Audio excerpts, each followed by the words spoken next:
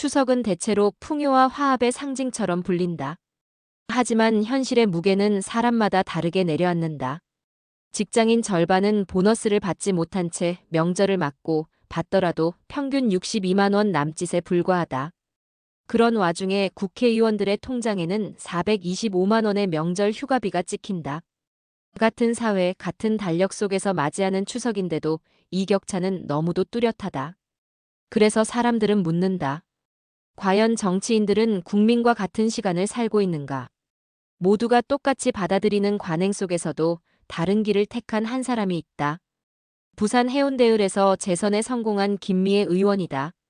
그는 이번에도 자신의 통장에 입금된 424만 7,940원을 다시 돌려놓겠다고 밝혔다. 추석뿐 아니라 올해 설, 작년 추석에도 같은 선택을 반복했다. 긴 연휴가 누군가에게는 더 큰 고통이 된다. 국회의원이라는 이유로 받는 혜택이 마음을 무겁게 한다. 그는 담담하게 이렇게 말했다. 김 의원의 선택에는 개인사가 녹아있다. 그는 1969년 부산에서 태어났지만 어린 시절 집안 형편이 너무 어려워 고등학교를 중퇴하고 방직 공장에서 일했다. 20살도 안 된 나이에 생계를 책임지던 소녀는 결국 검정고시를 거쳐 대학에 진학했고 치열한 도전 끝에 사법시험에 합격했다. 싱글맘으로 홀로 아이를 키우며 변호사가 된 그는 남들보다 더 오래, 더 깊게 특권이 아니라 공감이라는 가치를 체득할 수밖에 없었다. 김 의원이 보너스를 반납하는 동안 대부분의 동료 의원들은 아무렇지 않게 425만 원을 챙겼다. 국회의원에게 명절 휴가비는 공무원 수당 규정을 따른 결과라지만 과연 그것이 국민 눈높이에 맞는가 하는 의문은 여전히 남는다. 반면 서민과 직장인의 현실은 너무 다르다. 구인구직 플랫폼 사람이니 기업 950곳을 조사한 결과 추석 보너스를 지급한다고 답한 기업은 56.9%에 불과했다. 절반 가까운 근로자는 아무런 휴가비도 받지 못한 것이다. 그나마 지급된 평균 금액은 62만 8천 원. 국회의원 보너스의 7분의 1 수준에 그쳤다. 숫자는 냉정하다. 하지만 숫자만으로는 체감되지 않는다. 서울의 한 40대 직장인은 추석을 앞두고 아이들 용돈조차 챙기기 힘들었다.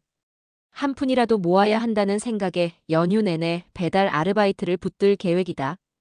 또 다른 중소기업 사원은 회사에서 보너스 대신 전통시장 상품권 5만 원을 받았다. 그는 명절에 아이 장난감 하나 사주면 끝이라고 씁쓸하게 말했다. 그런데 같은 시간 여의도의 국회의원 통장에는 425만 원이 당연한 권리처럼 입금된다. 같은 나라, 같은 명절이지만 누군가는 부족해서 허덕이고 누군가는 넘치는 혜택을 아무렇지 않게 받는다. 이 차이를 보고 국민이 분노하지 않는다면 그것이 오히려 이상한 일일 것이다. 김미애 의원은 정치권의 무책임을 강하게 비판했다. 예산과 추경을 심사하며 혈세를 외친다. 하지만 결국 미래 세대의 빚을 늘리고 있다. 문제의식 없이 퍼주기만 반복한다. 그의 말은 사설보다 더 직접적이고 동시에 경험에서 우러난 비판이었다. 정치권은 입으로는 민생을 말하면서도 행동으로는 특권을 포기하지 않는다. 회의에 불출석해도 구속 상태에서도 심지어 직무 수행이 어려운 상황에서도 보너스가 지급된 사례가 있다는 보도는 국민을 허탈하게 만든다. 이런 이중적 태도 속에서 신뢰가 무너지는 것은 너무도 당연한 일이다.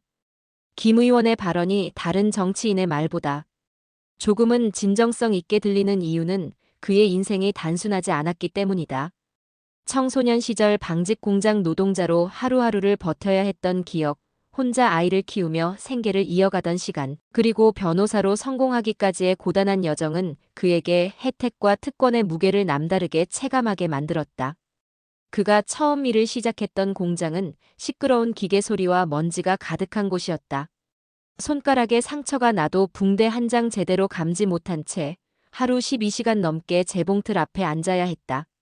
임금은 형편없었지만 집안에 돈을 보탤 방법이 그것밖에 없었다. 고등학교를 중퇴한 10대 소녀에게는 선택지가 없었다. 시간은 흘렀지만 삶은 쉽지 않았다.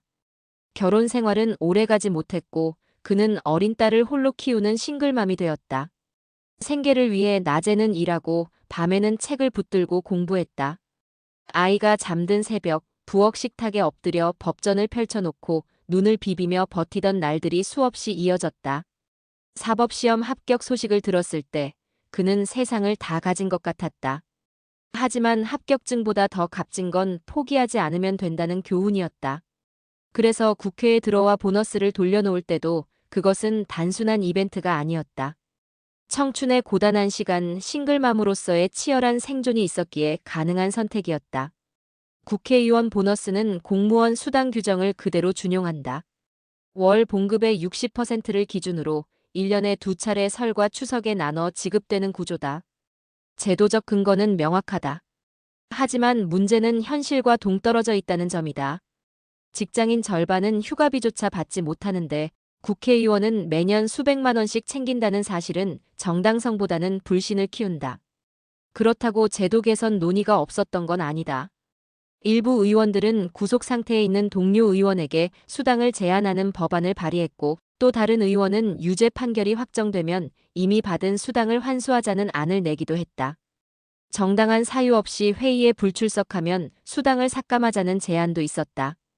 그러나 이 개정안들은 모두 조건부 삭감에 불과했다.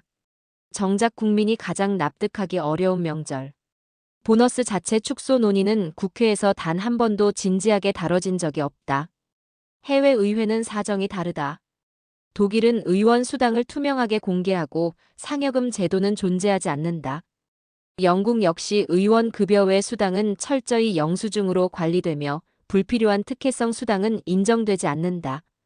미국은 의원 보수를 일정 수준 이상으로 유지하되 추가 보너스 같은 제도는 원천적으로 차단한다. 국민의 신뢰를 얻기 위해서다. 이와 비교하면 한국 국회의 명절 보너스는 과거 관행에 묶여있는 대표적 특권으로 비칠 수밖에 없다. 법적 근거는 있으나 국민 정서와 괴리된 제도, 그것이 지금 국회가 풀어야 할 과제다. 여론은 차갑다. 온라인 커뮤니티에는 서민들은 열심히 살아도 힘든데 국회의원들은 연휴 때 떡값이나 챙긴다. 국민은 떡값은커녕 연휴에도 일하는데 양심이 있나라는 반응이 이어졌다. 정치 불신은 제도의 세부가 아니라 상식과 괴리되는 장면에서 더 크게 자란다. 그렇기에 김미애 의원의 보너스 반납은 작은 행동이지만 큰 울림을 준다. 그것이 제도의 변화를 즉시 이끌어내지는 못하더라도 적어도 국민에게 아직 다른 정치도 가능하다는 희망을 던진다. 보너스는 돈의 크기보다 상징의 무게가 더 크다. 어떤 이는 더 많이 받기 위해 몸부림치고 어떤 이는 받은 것을 다시 사회에 돌려준다.